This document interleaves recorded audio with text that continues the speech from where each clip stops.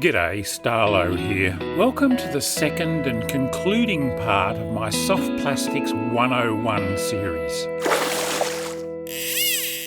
In the first part of this double header, I delved at considerable depth into the fascinating history of soft plastic lures, both internationally and here in Australia. In particular, I talked about what I refer to as the three waves of the soft plastic revolution in this country, and the small part that my mate Bushy and I were lucky enough to play in that all-important third wave, the one that finally established these lures locally in a major and permanent way. In this concluding instalment, I want to take a close look at the major styles of softies and how to fish with them, as well as the rigging paraphernalia for presenting those tails in an effort to help you crack the code and catch a lot more fish on these deadly lures. Let's get started by looking at the major categories of soft plastics. It's possible to divide most of the popular softies on the market today into a dozen or so broad families, although defining the boundaries between these categories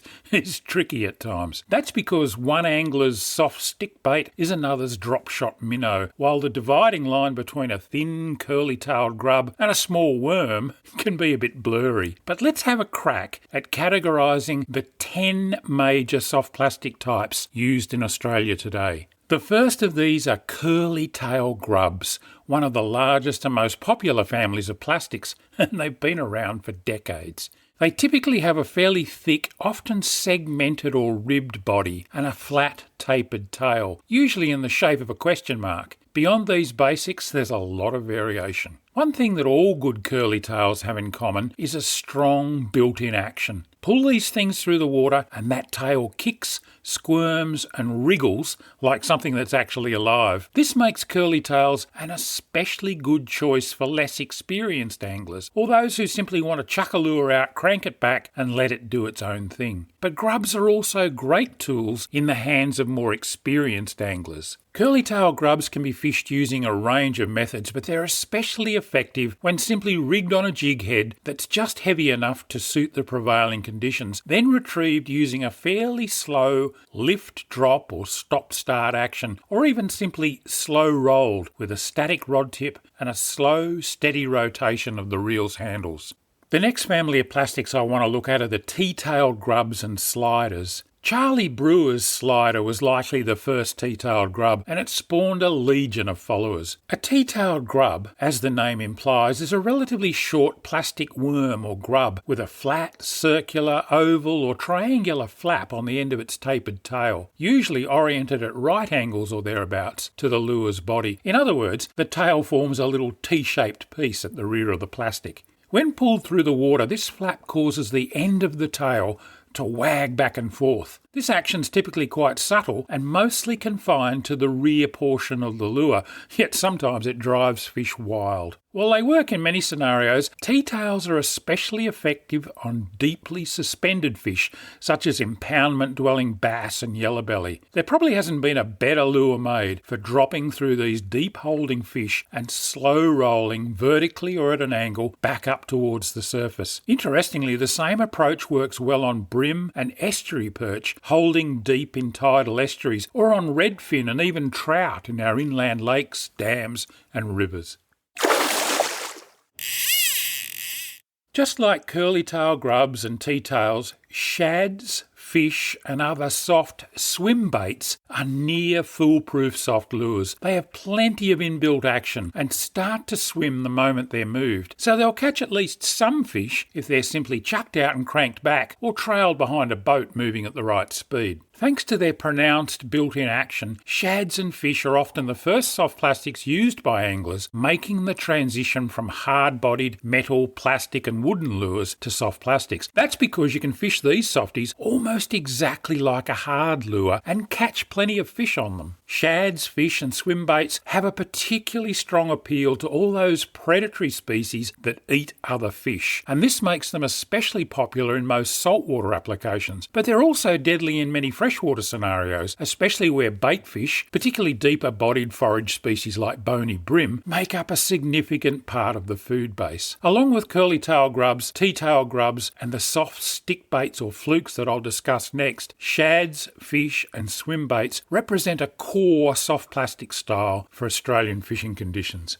Okay, let's move on to those soft sticks, jerkbaits and flukes. The first soft jerkbait or stickbait was most likely the Lunker City Sluggo. Like all good things, it was quickly copied and adapted. Subtle variations on this theme with little forked fish-like tails are often called flukes. Today, there's scores of soft plastic stickbaits, jerkbaits and flukes in the tackle catalogues. All of them catch fish, especially if they're used correctly. One of the more successful soft plastics on the local scene during the early to mid-2000s was Berkeley's bass minnow. Originally designed as a drop shot lure, it was rarely used in that role here in Australia. Instead, anglers mostly rigged this little fluke on relatively light jigs, particularly darter-style heads. To say that this lure spawned a phenomenon in Australian fishing circles would be a bit of an understatement. By 2004, severe supply shortages were being experienced as local anglers snapped up every packet of the 7.5 centimetre version that they could find, especially in its most popular pearl watermelon colour. Bream and bass fishers in particular were quick to recognise the effectiveness of a Berkeley bass minnow rigged on a light darter head and flicked or jerked under bait schools or near structure. Although now often overlooked in favour of other plastic styles, small flukes remain just as effective today as they were back then, and larger flukes are also deadly offshore on snapper and many other species.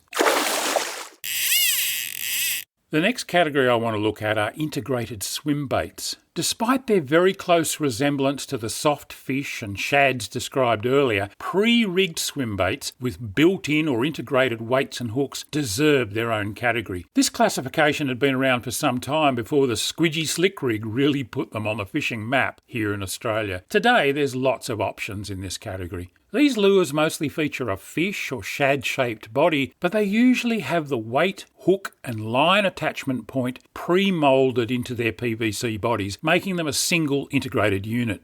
Their big advantage is the fact that integrated swim baits are easy to use as no assembly or rigging is required. They can be simply tied or clipped to your leader or line and you're in business. The downside is that tail damage from toothy critters can render this lure useless, and because of their construction, they're relatively expensive. Integrated swim baits represent an evolutionary link between hard-bodied lures and soft plastics, and I think this is a big part of their popularity. Lots of anglers use them just like hard bodies, either trolling them behind a moving boat or casting and cranking them with a straight, slow to medium retrieve. Of course, lots of variations can also be added to these presentation strategies. Soft plastic worms are one of those lure fishing enigmas. In the US, they outsell most other lure types, yet here in Australia, they never really took off. Unlike an American largemouth bass, many of our Aussie fish don't have either the mouth nor the disposition to cleanly suck in a long bait like a rubber worm in one go and get hooked. Smaller worms that better match our natural prey items and better suit Australian fish have slowly carved themselves a relatively small niche for this category on the local scene, but they still remain underutilised here. Mostly these plastics are fished fairly slowly and close to the bottom. Next up, let's look at prawns, shrimps and crays. Considering how popular these all are as fish food, it's hardly surprising that many soft plastic manufacturers have spent a lot of time and effort trying to imitate crustaceans such as prawns, shrimps, yabbies, crayfish and crabs. Overall, their results have been a bit mixed, ranging from downright ordinary to dazzlingly effective. One of the most impressive, I reckon, is the American-made DOA shrimp. These lures look a lot like a prawn, but far more importantly, they swim like a prawn. Prawns tend to glide steadily through the water when unmolested, then flick and dart away erratically when alarmed. That glide is a real strike attractor. Imitation yabbies and crayfish are also well represented in the ranges of many soft plastics. Crab imitations are available too, and the better ones definitely have a role on everything from bream down south to javelin fish and even permit or snub-nosed dart and golden trevally up north on the flats.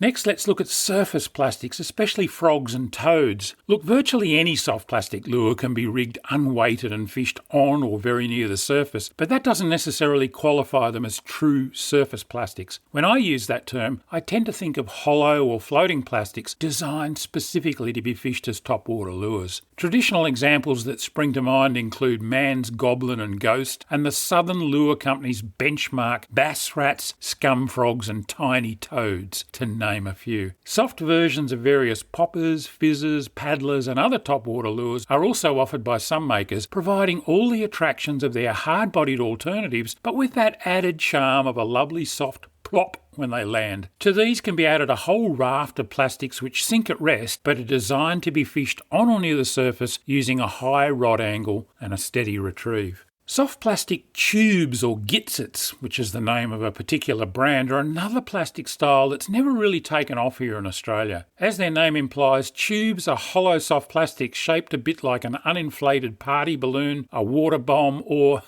let's face it, a condom. They're normally rounded and closed at the front and have shredded tentacles at the rear end. They can be rigged in a conventional manner on a jig head, with the lead head in front of the tube, but they were really designed to have the jig fitted inside, with only the hook point and the hook eye protruding from the top of the lure. Rigged this way, tubes present a soft, edible morsel with few external hard bits to deter bites. They also tend to sink fairly slowly because of their bulk, water resistance, and a propensity for some air to get trapped inside the sock part of the tube. This can be a real bonus, prolonging the hang time in a likely strike zone. Most of these tubes have little or no inbuilt action and they rely on rod manipulation and lots of pauses and drops to appeal to fish. Finally, there's what I lump together as the critter baits. These days there are some truly incredible soft plastic creations on the shelves of better stock tackle shops, not to mention spilling and crawling from the multicoloured pages of overseas mail order catalogues. Rubber spiders, snakes, centipedes, hellgrammites, mud-eyes, rats, mice, frogs, lizards, newts, salamanders, toads, crabs, and even soft plastic chips or French fries. I kid you not, they're all available. Some even catch fish.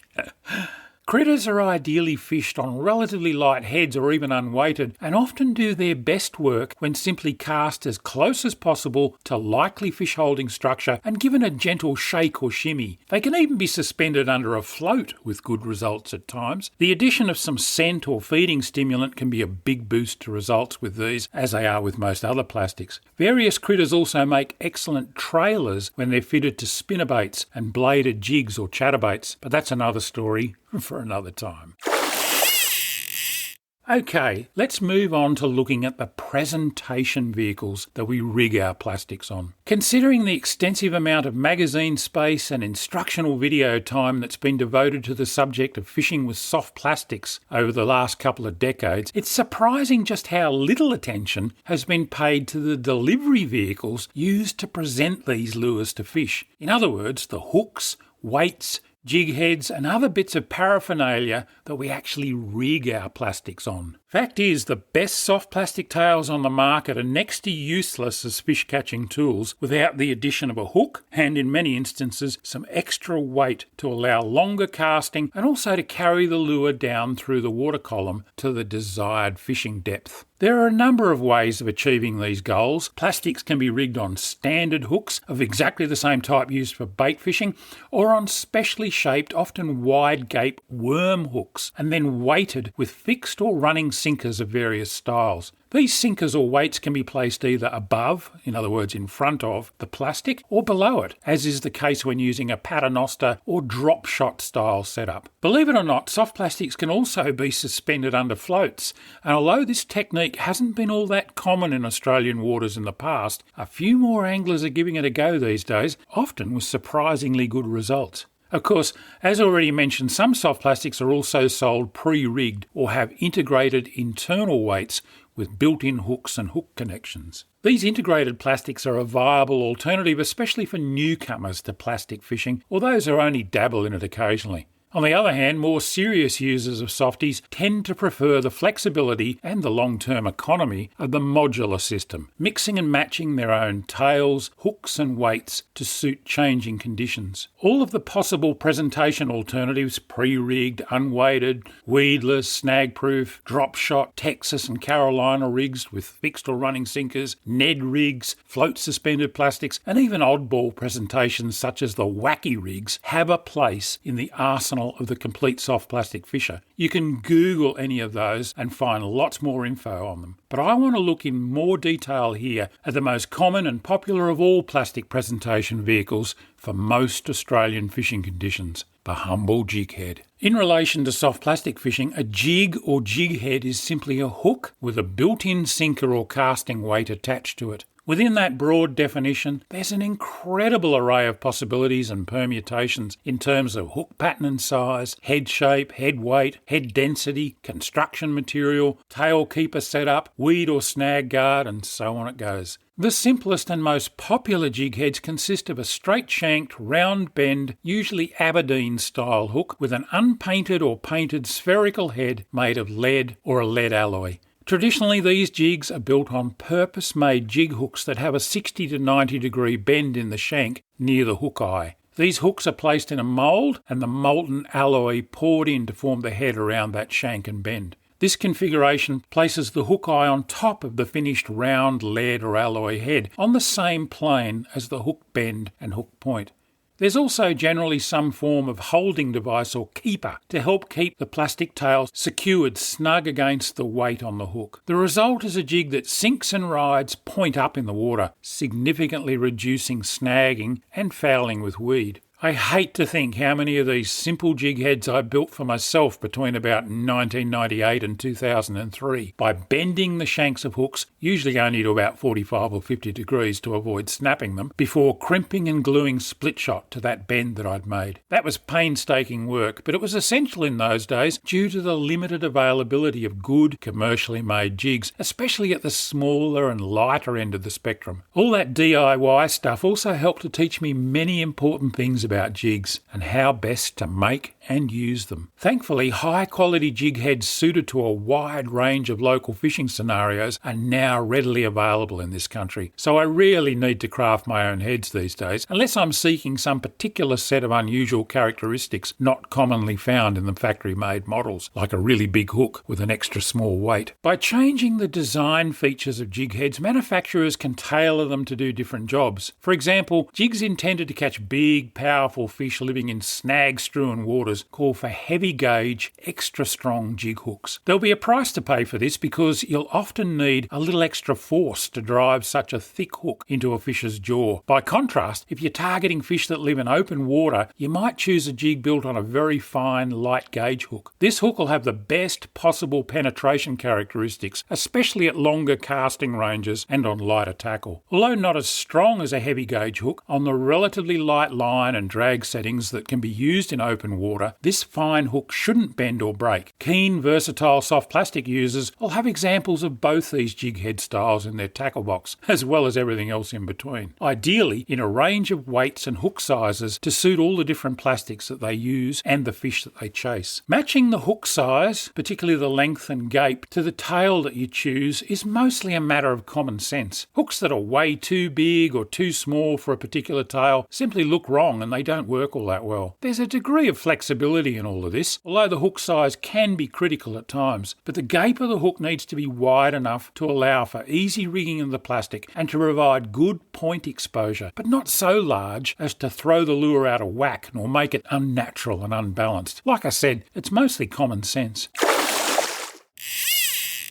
Small barbs are also favoured on modern jig hooks, and the oversized ski jump style barbs of yesteryear really have little place in sophisticated soft plastic tweaking. In fact, increasing numbers of anglers are choosing to squash their barbs down and go completely barbless. While this might cost you the odd fish, especially on jumpers like barra, trout and Aussie salmon, it's also kinder to fish and to anglers. It makes for much speedier hook removal from the fish or you, and it prolongs the life of rubber tails, which stand much less chance of being damaged as you wrestle to remove the jig head. from a struggling fish. Choosing the optimum weight jig head can be a slightly trickier matter than picking the right hook. Trial and error will often show you the right one to use in any given set of circumstances, and you'll eventually develop an innate feel for picking the right head to suit the prevailing conditions. In many finesse situations, particularly where fish are under pressure and becoming increasingly choosy and difficult to tempt, using the lightest head practical can sometimes be a key to getting more bites. However, note my use of the word practical. It's no use going so light that you simply can't cast the lure far enough to reach the fish or get it down in front of their faces through a deep, swiftly flowing current. It can also be counterproductive to use a head so light that the tail refuses to swim on the drop while the jig's sinking. This last point is an important and often overlooked consideration, and it's well worth watching how various head weights influence the swimming action of different tails as they sink on a slack or semi-slack line. Spend some time looking at it. It's fascinating. Head weights and sink rates also directly influence what I like to call hang time. In other words, the period a lure spends falling through a particular strike zone. I first really twigged to this when barramundi and jack anglers started complaining that many standard jig heads sank too fast for their needs. By the time they got up to the hook and head size suitable to match the tails that they preferred on those tropical species, these northern fishers found that the lure was so heavy it simply plummeted to the bottom or straight into a snag, often hanging up in the process. One answer is for manufacturers to make jig heads that are less dense. These are typically made from lighter materials like aluminium or even various plastic resins, or they incorporate a small amount of lead set within a lighter resin casing. These approaches provide the bulk to match big tails and carry hefty hooks, but at a considerably lighter density to prolong those all-important hang times in and around the snags or over weed beds. Nowadays you'll find a few of these offerings on the market if you search hard enough, allowing you to play around with those all-important sink rates and hang times. In fact, my son Tom has been 3D printing resin heads and offering them through his StarloTackle.com website. Worth a look if you're interested in that sort of stuff. I'll put a link down below.